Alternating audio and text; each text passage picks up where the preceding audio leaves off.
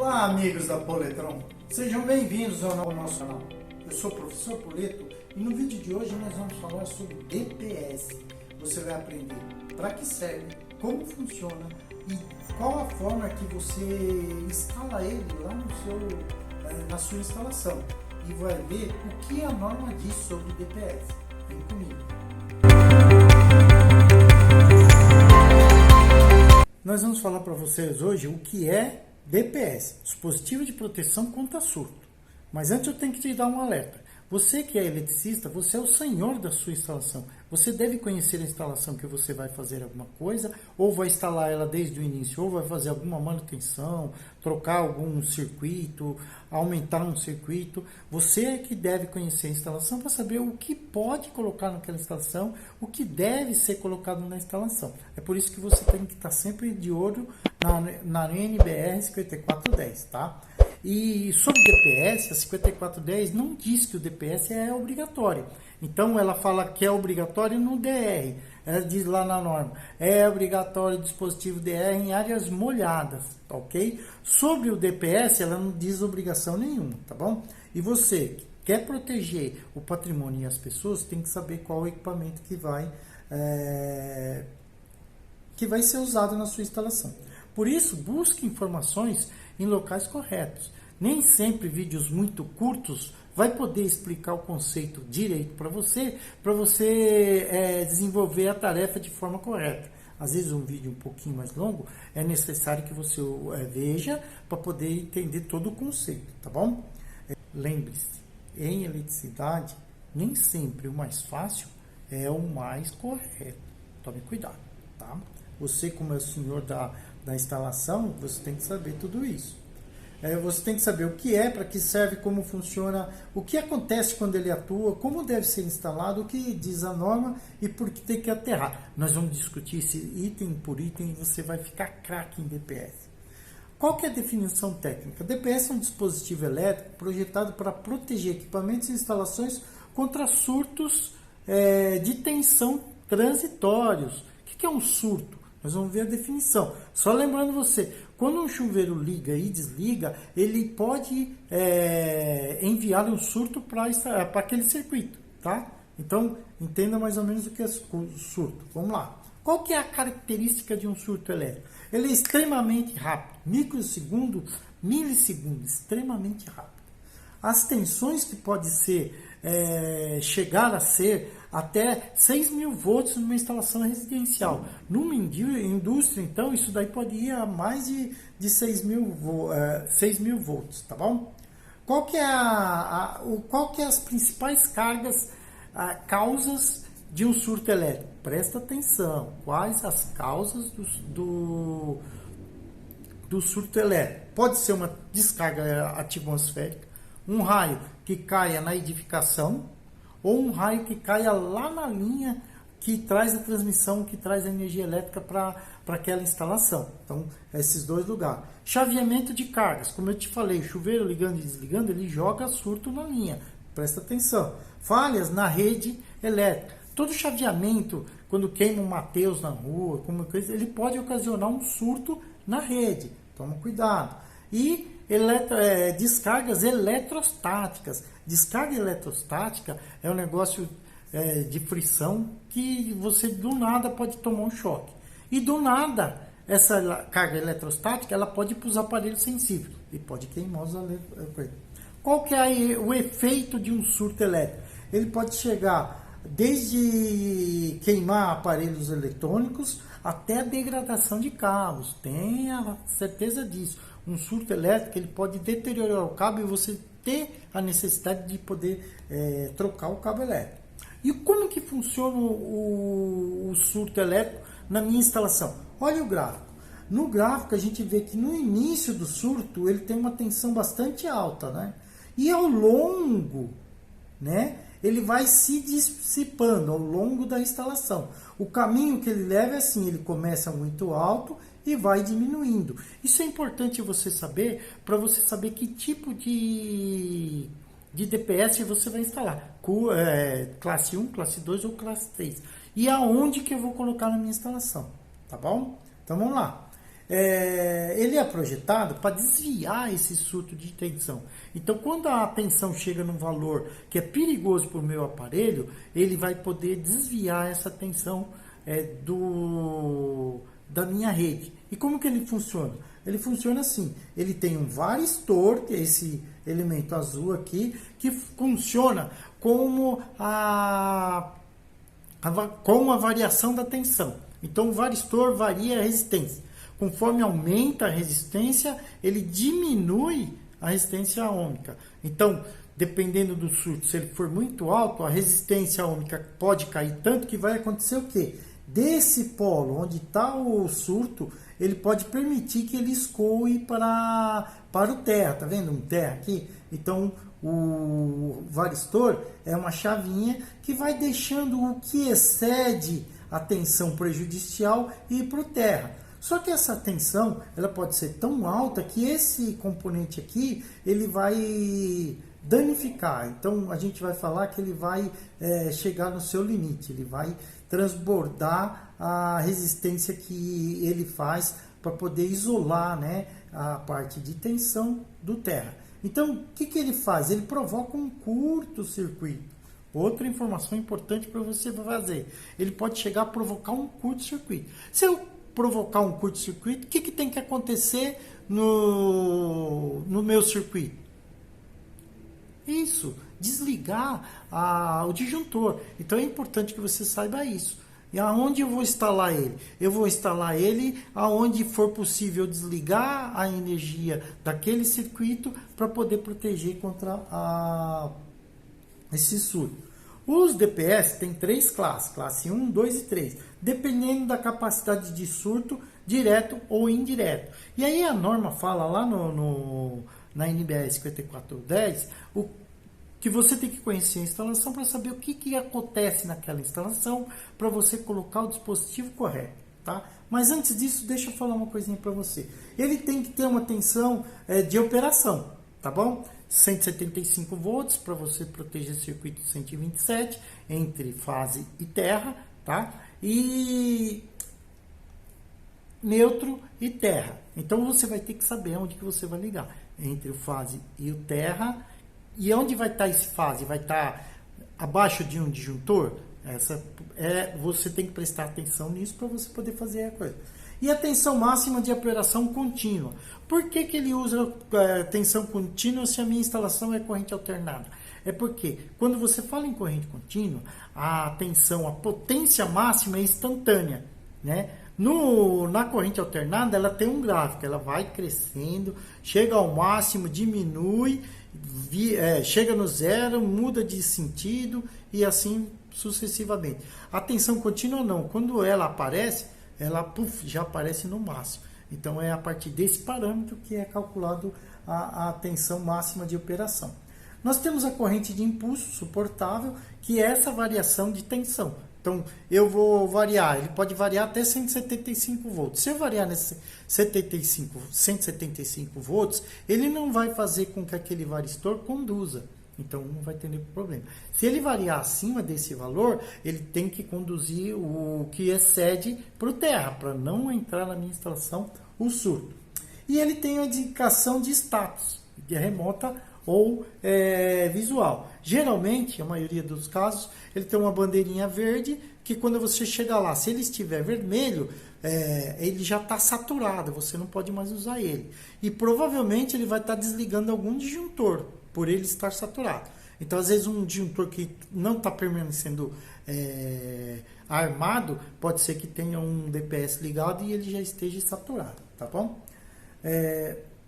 Aonde que eu instalo isso? Bom, a gente já viu isso, né? Ó, eu vou instalar ele sempre depois de um disjuntor, tá? Se eu pegar essas ligações e colocar na entrada do disjuntor, quando ele saturar, que ele for para o terra, que ele abrir um curto-circuito, o que vai acontecer? Ele vai desligar o que tiver lá no relógio, né? Lá no meu padrão de entrada, no medidor de energia elétrica. Então eu não coloco ele aqui, eu vou colocar ele sempre na saída do disjuntor geral, né? Do quadro geral de distribuição de circuitos. E aí sim, né? Cada fase vai ter o seu DPS e o neutro também, porque um surto pode circular pelo neutro. E é mais importante, porque o neutro, ele não tem nenhum disjuntor protegendo ele. O disjuntor vai, o neutro, aí ele vai direto na minha instalação, então é importante que eu proteja ele. Aqui nós vamos mostrar, existem vários tipos de fabricantes e de tipos de DPS, né? A Clamper é o mais conhecido, tá? Eles têm a janelinha, que eu falei agora há pouco para vocês. Se essa janelinha estiver vermelha, é porque esse componente está saturado. Aqui, individualmente, cada um deles tem um varistor. Mas tem fabricantes, como esse aqui que você está vendo, que ele tem uma carga de varistores, que a gente fala, que protege cada fase. E quando uma dessas bandeirinhas estiver no vermelho, você vai fazer o quê? Você vai trocar essa carga sem precisar desligar os componentes da sua instalação. Bacana, né? Aqui também, ó, nós temos um dispositivo da VEG que mostra claramente, né, o cartucho que eu posso tirar e trocar ele. Ficou vermelhinho, saturado, tem que trocar. Temos aqui um DPS classe tipo 3. Então a gente vai ver aonde que a gente vai instalar o classe 1, classe 2. O classe 3 eu vou instalar diretamente na tomada do aparelho, tá? Então vocês estão vendo aqui que ele tem 3 pinos, né? Então se ele tiver ligado 127, vai ser um pino fase e um neutro. E nós estamos vendo aqui o varistor. Se vier uma sobretensão nessa fase e o varistor escoar para a terra, ele vai escoar para o pino de terra, antes de chegar lá no meu aparelho. Essa é a importância desse componente, desse dispositivo. E se for o neutro, a mesma coisa. Se vier um surto pelo neutro, ele vai fazer com que o varistor dispare e mande para o terra. Mas, cuidado, é aí que eu falo para você. Você tem que ficar esperto com as coisas que vê no mercado aí, né? Olha o que está escrito aqui, ó, anti-raio. Gente, não existe nada anti-raio. Não existe nada anti-raio. Não existe nada anti-raio. Então, saiba que esse tipo de informação anti-raio é extremamente errado. Você vai colocar lá no seu aparelho pensando que ele vai dissipar um raio, isso está errado. Você não coloca nenhuma proteção antes, vai acontecer o quê? Se cair um raio realmente, se entrar um surto elevado aqui, ele vai estourar esse equipamento aqui, correndo o risco até de estourar o aparelho elétrico que estiver ligado nele, tá? E nós temos aí alguns fabricantes que fabricam um DPS classe 3 com 2 pinos, né? Eles até fazem a propaganda dizendo, olha, você pode usar até em instalações que não tem aterramento. Gente, presta atenção. Se ele não escoar por terra, vai escoar para onde? Essa é a primeira pergunta que você está falando. O fabricante diz que quando vier se por exemplo for uma tomada 220, se vier um surto por uma fase, ele vai escoar pela fase de menor potencial. Claro, quando eu tenho um surto de tensão, o potencial é lá em cima. Então, ele vai escoar pela outra fase, mas uma tensão contra a outra, isso daqui pode provocar o quê? Um curto-circuito. E os equipamentos estão ligados nessa fase, né, ao longo do circuito. Como que vai acontecer? Esses questionamentos você tem que fazer. Então, entra no site do fabricante que fala isso e pergunta, questiona, pegue o manual do aparelho e veja como funciona. E vê se você aceita o que ele está falando. Vai escoar a tensão de uma fase maior para uma de menor potencial. O que vai acontecer aí? Tá? Antigamente nós tínhamos um dispositivo que chamava filtro de linha, tá? Que é esse que está aqui nessa configuração aqui. Ele era o que? Nessa parte aqui do centro, ele tinha um circuito eletrônico que falava que fazia o que? Ele limpava a linha, né? Filtro de linha, é por isso que ele chamou filtro de linha. Todas as tensões, variações que tinha, ele era filtrado no circuito. E aqui, ó, nas tomadas onde eu ligava o meu equipamento, né? Ele estava protegido de variações da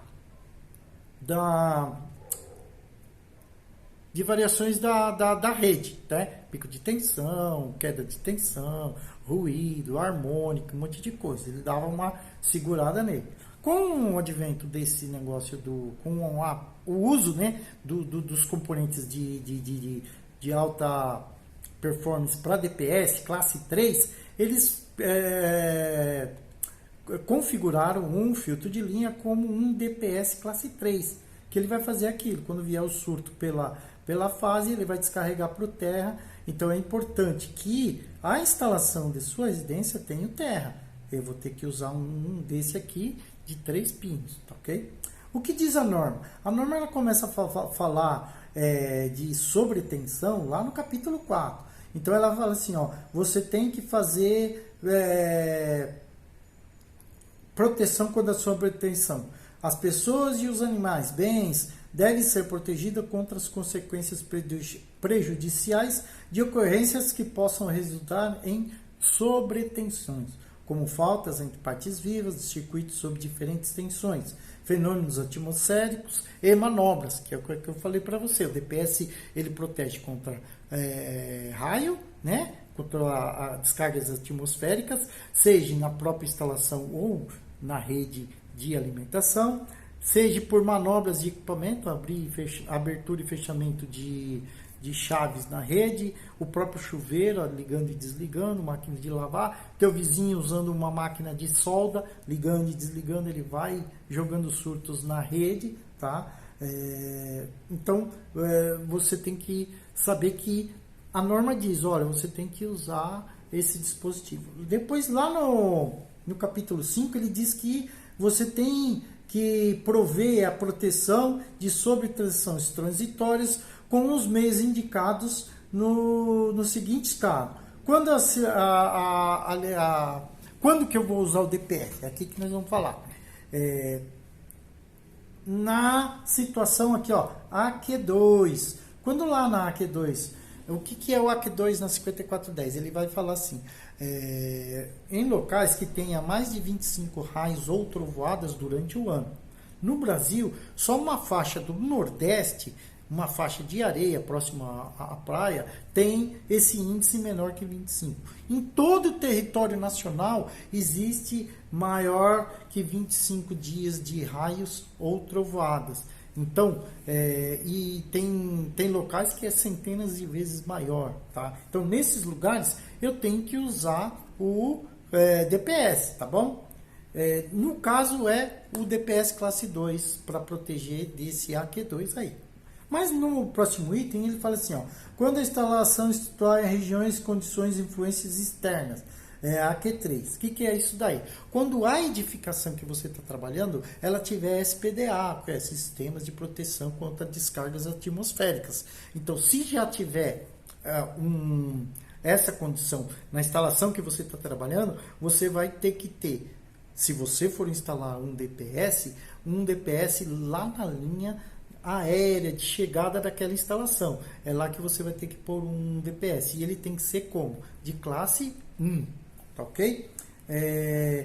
Até você pode, tá vendo, de acordo com essa nota, não usar. Se você avaliar o risco e achar que o risco é muito baixo de acontecer um surto naquela instalação, então você não precisa pôr. Você vai assumir o risco. Mas para isso você tem que saber qual é o risco, tá bom? Depois, lá no capítulo 6, ele vai falar como que eu devo usar o DPS, qual o uso e a localização dele. É no 6.3.5.2. Então, ele vai ter lá nesse item, né, uma figura de número 13, né, que são os esquemas de DPS do ponto de entrada de linha. Eu vou deixar esse arquivo para você na descrição do vídeo e você vai poder dar uma olhadinha nele e dar uma estudada, tá bom? Eu vou colocar agora e lá no arquivo que eu vou deixar um arquivo em PDF que você vai ver aonde que a norma fala que você tem que instalar. Então a norma conversa com você. Como que pode ser a instalação? Pera aí, deixa eu mostrar aqui para você. Tá? Ela pergunta para você, a linha elétrica de energia que chega à edificação contém o neutro? Se você falar que não contém o neutro, então você tem um esquema de ligação que é esse aqui, ó. Os DPS devem ser ligados. a cada condutor de fase de um lado e ao BEP, ou barra de aterramento de quadro disjuntor do outro. Então é aqui, ó, tá falando, eu vou pegar uma fase, vou ligar o DPS e do outro lado eu vou ligar no BEP, né? Que aqui é o meu condutor de proteção, tá ok? Ou eu posso fazer isso, ó, tá vendo? Eu vou pegar da fase, vou ligar na entrada do DPS e na saída eu vou ligar para o terra lá na barra de aterramento do meu quadro. Então essas duas condições. Depois a norma faz outra pergunta, né? A linha elétrica de energia que chega na sua edificação inclui neutro? Se você fala, não, tem o neutro também. Então o neutro é aterrado no barramento de ecopotencialização principal indicado, o BEP, que é lá das 640.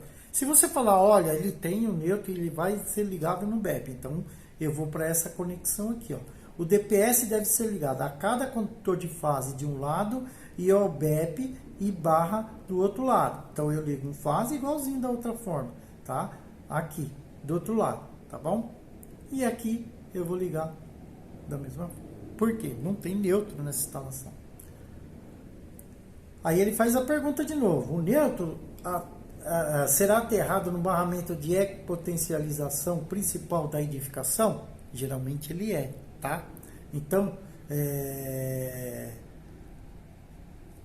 quando ele não é da outra forma, e agora quando ele é, né? Tá dizendo aqui que ele não é ligado na barra da edificação. Então, o que eu vou fazer? Eu vou pegar o meu DPS e vou ligar a cada condutor de fase de um lado e ao BEP e barra do quadro do outro. Então eu vou pegar da fase, vou passar no DPS, do DPS eu vou mandar para o neutro, para o terra, aliás, pro terra, para a barra de terra, tá bom? E ainda o condutor de neutro, eu vou ligar ele no DPS para a barra, tá? A nota A, nós vimos lá no slide, eu vou deixar aí para vocês verem, você vai ver como que você tem que instalar, tá bom? Mas olha, presta atenção. Essa aqui é a maior parte do que a gente faz. A gente liga, tá?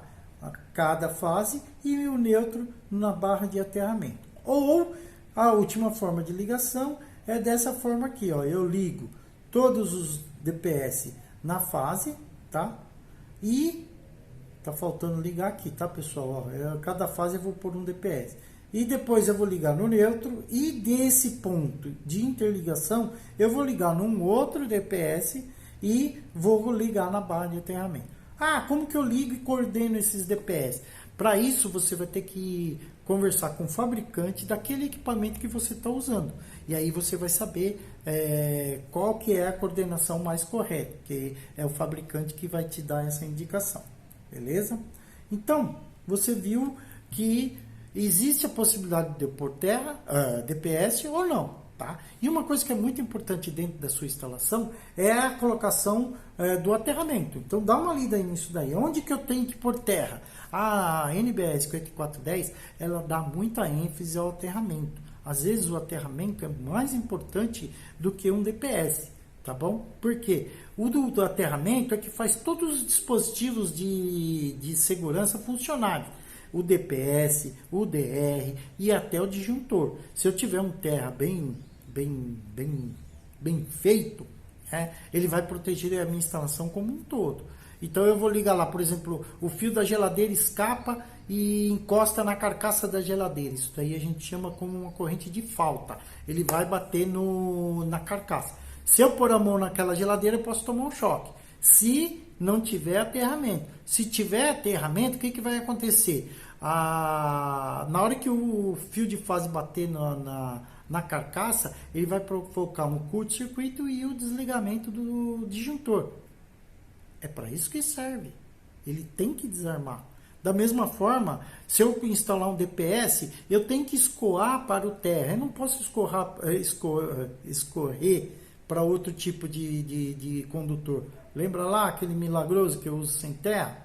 Você tem que analisar e avaliar direitinho, tá bom? Eu tenho como que o terra funciona no dispositivo DR. Ele vai escoar, ele vai desarmar o dispositivo DR se tiver uma fuga de corrente para algum lugar. Então, é importante o terra estar bem certinho para ele poder perceber o terra. E lembrando, o dispositivo DR não desarma com curto-circuito nem sobrecarga, tá? Todos os dispositivos DR, ele tem que ter associado em série um dispositivo de proteção chamado disjuntor, a não ser que ele seja um disjuntor que agregue dentro do mesmo componente o dispositivo DR, tá bom? Então presta atenção, se você usar um dispositivo DR, um disjuntor diferencial residual, eu não preciso pôr em série. Agora, se eu usar um DTM, disjuntor termomagnético, e usar um interruptor diferencial residual, eu tenho que pôr os dois em série para poder proteger a minha instalação. Beleza? Bem, pessoal, era isso que eu queria falar para vocês, tá bom? A gente tem que ter muita consciência naquilo que a gente está falando. A Poletron está querendo sempre passar para você conteúdos de qualidade. Por isso eu peço o seu like, eu peço o seu compartilhamento. Compartilhe com os teus amigos. Troquem ideias sobre o que você viu no vídeo. E toda dúvida que você tiver, se você for inscrito na Poletron, deixe aqui abaixo o seu comentário ou a sua dúvida, que nós vamos fazer um vídeo exatamente para você tirar todas as suas dúvidas. Aquele abraço e até a próxima.